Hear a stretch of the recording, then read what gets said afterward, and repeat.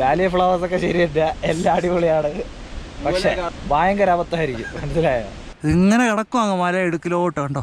നല്ല പ്രിസ്റ്റീൻ ആയിട്ടുള്ള വാട്ടർ, എത്ര കണ്ടാലും മതി വരാത്തൊരു പോവാട്ടോ. ഇതാണ് ബ്രഹ്മകമൽ കേട്ടോ. എന്തെങ്കിലും എമർജൻസി ഉണ്ടായി കഴിഞ്ഞാൽ എയർ ലിഫ്റ്റിംഗ് അല്ലാതെ വേറെ മാർഗമൊന്നുമില്ല. ഹായ് ഗൈസ്, നമ്മളിന്ന് യാത്ര തുടങ്ങിയിട്ട് 7ാമത്തെ ദിവസമാണ്. ഇന്ന് ഹേംകുണ്ട് സാഹിബ് കയറാൻ പോവുക. നമ്മളിച്ചിരി ലേറ്റായി പോയി, ഇപ്പോൾ 8:45. സാധാരണ ഇവിടെ എല്ലാവരും 4 മണിക്കും 6 മണിക്കൊക്കെ പോകുന്നതാണ്. നമ്മളിച്ചിരി ലേറ്റായി, അപ്പോൾ അവർ പറഞ്ഞ് പെട്ടെന്ന് പോകാൻ പറഞ്ഞു. അവിടെ 1:30 ആകുമ്പോൾ അടയ്ക്കും. കേട്ടോ, മുകളിൽ മഞ്ഞുമല കാണാം. ഇന്നലെ മൊത്തം മൂടലായിരുന്നു, കുറച്ചുകൂടെ വൃത്തി കാണാൻ പറ്റുന്നുണ്ടെന്ന്. ഒരു സൈഡ് ഏകദേശം 7 കിലോമീറ്റർ ഉണ്ട്. അത് സ്റ്റീപ്പ് ക്ലൈംബാ ഹേംകുണ്ട് സാഹിബ്. പോയിട്ടൊന്നവരും പറഞ്ഞു അങ്ങോട്ട് കയറാൻ നല്ല ബുദ്ധിമുട്ടാണ്. അപ്പോൾ എന്തായാലും നമ്മൾ കയറി തുടങ്ങി. ഇനി ഏതുവരെ എത്തുമെന്ന് കാണാം. ടോട്ടൽ ഒരു ദിവസം കവർ ചെയ്യേണ്ടത് 14 കിലോമീറ്ററാണ്. ഇതിൻ്റെ മേലെ സിഖുകാരുടെ ഒരു വിശുദ്ധ സ്ഥലമുണ്ട്, അവരുടെ ഒരു പ്രധാന സ്ഥലമുണ്ട്. അപ്പോൾ അതുകൊണ്ട് സിഖുകാരൊക്കെ ഒത്തിരി ആൾക്കാർ രാവിലെ തന്നെ പോകുന്നത് കാണാൻ പറ്റില്ലേ. അറൗണ്ട് 6 o'clock ഒക്കെ. നല്ല വ്യൂ ആട്ടോ. ഇവിടെ നിന്ന് ഒരു വലിയ വെള്ളച്ചാട്ടമൊക്കെ ഉണ്ട് സൈഡിൽ. ഇതാ ഇവിടെ നല്ല വ്യൂ. ഞങ്ങൾ ഏകദേശം ഒരു 3 കിലോമീറ്റർ നടന്നിട്ടുണ്ടാവും. കണ്ടോ, കിടിലം വ്യൂ ഇവിടെ നിന്ന്. പിന്നെ ബ്ലൂ പോപ്പി നമുക്ക് കാണാൻ പറ്റിയില്ല, അത് ഇവിടെ ഉണ്ടെന്നാണ് പറഞ്ഞേട്ടെ. പോയി നോക്കാം. ഇപ്പോൾ ഇവിടെ ഫ്രണ്ടിൽ ഐസ് ഉരുകി വെള്ളം വരുന്ന ഒരു സ്ഥലമുണ്ട് കണ്ടോ. ഒരു ഗ്ലേഷ്യർ ഫ്രണ്ടിലുണ്ട്. അപ്പോൾ അതിൽ നിന്ന് വെള്ളം ഇങ്ങനെ ഉരുകി വന്നുകൊണ്ടിരിക്കുക അതിൻ്റെ അടിയിലൂടെയൊക്കെ. ഇവിടെ നല്ല മഞ്ഞായി. നേരത്തെ ദൂരച്ച് കണ്ട ആ ഒരു ഗ്ലേഷ്യർ അതേ കിടപ്പുണ്ട് കണ്ടോ. മേലോട്ട് ക്ലോസപ്പ് കാണിച്ചു തരാം. കണ്ടോ, അരിയുന്നുണ്ട്.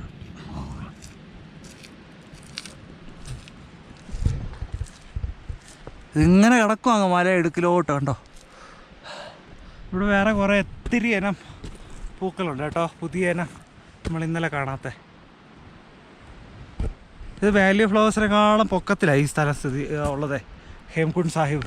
അതുകൊണ്ട് തന്നെ ഇവിടെ വേറെ കുറേ ഇനം പൂക്കളൊക്കെ ഉണ്ട്.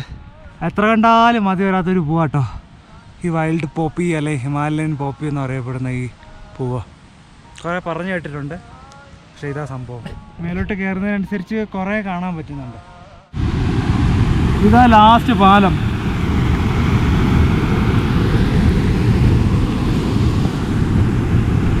നമ്മൾ മേലെ എത്തി.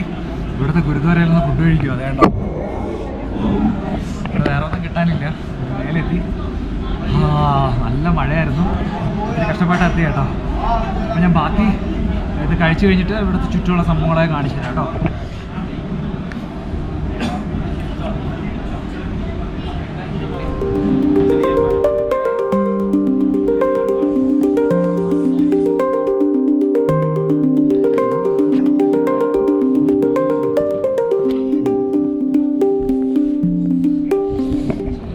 ഇതാ ഹേംകുണ്ട് സാഹിബിൻ്റെ ആ മന്ദിർ. അകത്തുള്ള കാഴ്ച കണ്ടില്ലേ. ചെറിയൊരു വീഡിയോ എടുക്കാൻ അവർ സമ്മതിച്ചുള്ളൂ. ഒരു രക്ഷയില്ലാത്തൊരു തടാകം ഇവിടെ ഉണ്ട് ഹേംകുണ്ട് സാഹിബ് മന്ദിറിൻ്റെ തൊട്ടടുത്ത്. നല്ല പ്രിസ്റ്റീനായിട്ടുള്ള വാട്ടർ ഇങ്ങനെ അടിവരെ കാണാം, രക്ഷയില്ല. അതുപോലത്തെ ബ്രഹ്മകമൽ അവരിവിടെ അതിൻ്റെ ഇങ്ങനെ പ്ലാന്റ് ചെയ്തിട്ടുണ്ട് കണ്ടോ. കണ്ടോ, ഇതാണ് ബ്രഹ്മകമൽ. രക്ഷയില്ലാതെ മേലെ ഗ്ലേഷ്യറിന് അതും കാണാൻ പറ്റുന്നുണ്ട് കണ്ടോ. നല്ല കോടയുണ്ട് ഇവിടെ.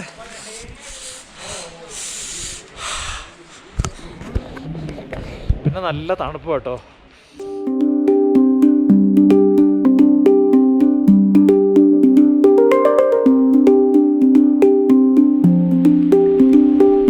ക്ലിയർ വെള്ളം.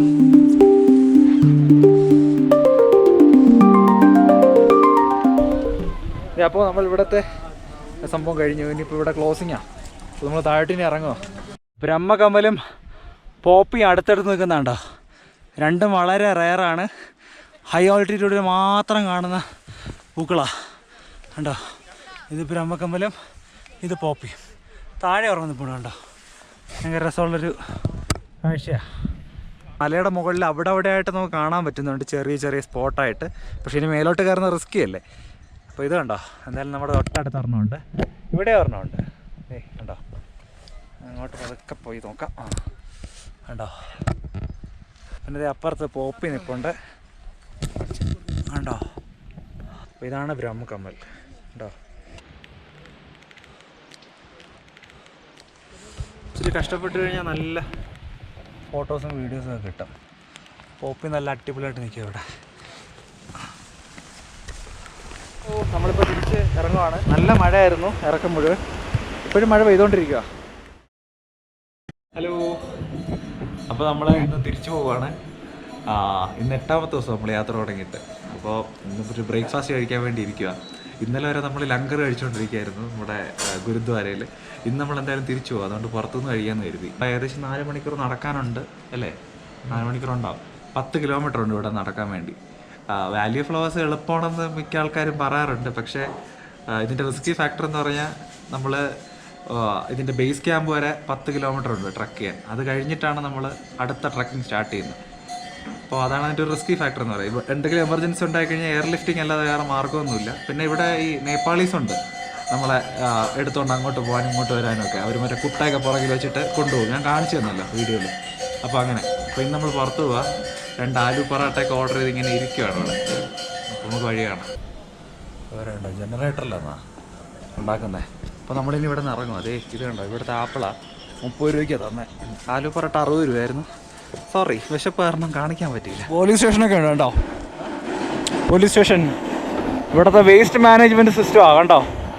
ബോട്ടിലൊക്കെ കൊണ്ടിട്ട് ക്രഷ് ചെയ്യുക.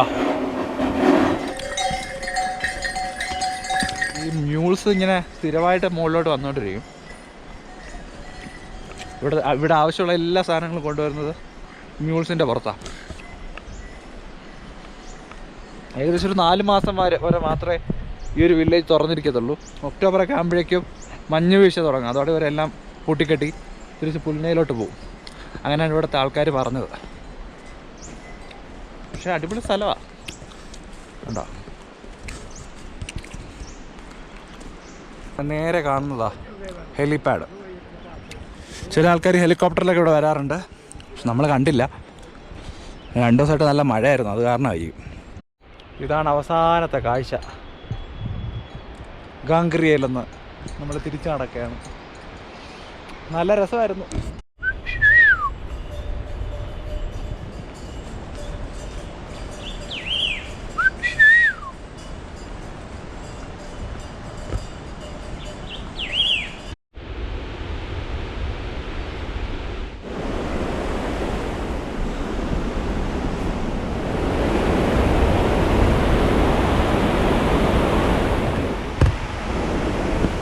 അതെ, ഇനി 1 മണിക്കൂർ പോകണ്ട്.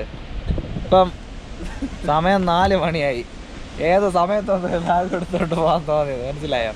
നിങ്ങൾ ആരും ബാഗ് എടുത്തുകൊണ്ട് പോകരുത്. അതെ, ഒന്നുകിൽ കുട്ടയിൽ കൊടുത്തു വിടണം, അല്ലെങ്കിൽ കുതിര പുറത്ത് കൊടുക്കണം. ഇതും കൊണ്ട് നടക്കരുത്, ഭയങ്കര അബദ്ധമായിരിക്കും. മനസ്സിലായോ? വാലി ഫ്ലവേഴ്സൊക്കെ ശരിയല്ല, എല്ലാം അടിപൊളിയാണ്. നമ്മളെപ്പോഴും തുടങ്ങിയ 10 മണിക്ക് 10 മണിക്ക് നടന്നു തുടങ്ങിയതാണ്. നമുക്ക് സ്റ്റാമിന ഇല്ലെന്ന് നിങ്ങൾ പറയായിരിക്കും, പക്ഷേ നിങ്ങൾ നടന്നു നോക്കണം, അപ്പോൾ നിങ്ങൾക്ക് മനസ്സിലാവും പറയുന്നതിൻ്റെ കാര്യം. അപ്പോൾ ഓൾ ദി ബെസ്റ്റ്. ബാഗ് കൊണ്ട് പോകരുത്. തിരിച്ചെത്തി കേട്ടോ. ഇനി ഈ വണ്ടിയിലാണ് മുന്നോട്ട് പോകണ്ടേ.